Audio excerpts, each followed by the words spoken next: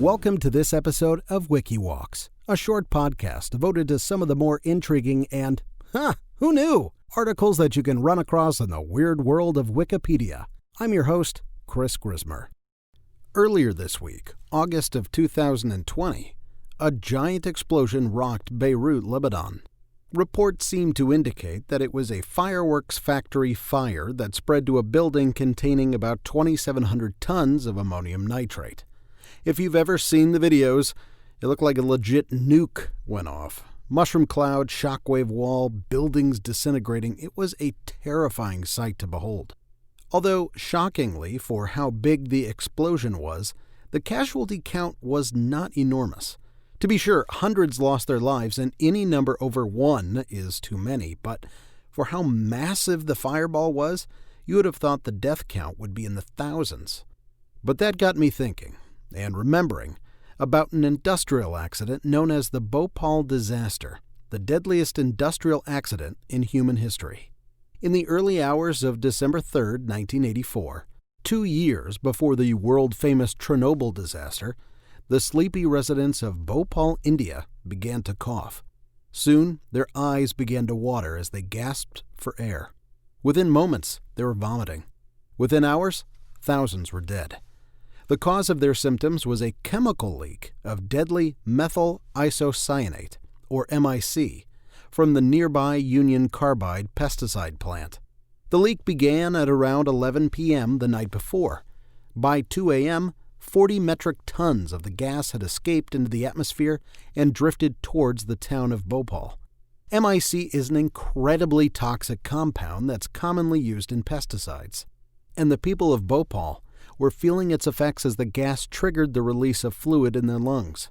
Children were the most common victims. Because MIC tends to sit near the ground when released, the children's height meant that they were exposed to a higher concentration of gas. Over 200,000 children had been exposed to the gas, and to make matters worse, the hospitals in the area were completely unprepared to deal with the sudden influx of gas victims that streamed in over the course of the next few hours. With little idea what sort of gas the victims had been exposed to, and few resources to treat them, the hospitals could do little to ease their suffering. By the time the sun rose over the city, the Bhopal disaster had caused over 3,000 people to essentially drown in their own body fluids. As the families of victims came together to bury their loved ones, the nation tried to make sense of what was quickly becoming the worst industrial accident in history. As investigators looked into the leak, they found that the company who owned the plant had made some serious mistakes in their safety procedures. The Indian government had insisted that Indian nationals run the plant, despite the fact that many of them were not trained and qualified. Union Carbide was not allowed to use non-Indian workers to run the system. This should have been cause and reason to abandon the building of the facility, obviously, but nevertheless they pressed on.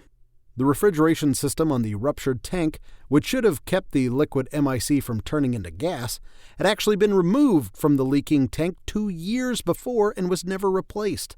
A scrubbing system had also been left turned off, and a flare system meant to burn off the gas as it leaked was too small to deal with the leak. The employees of the plant had activated the local alarm system after detecting it, but the company policy instructed them not to activate the public warning system in the nearby town.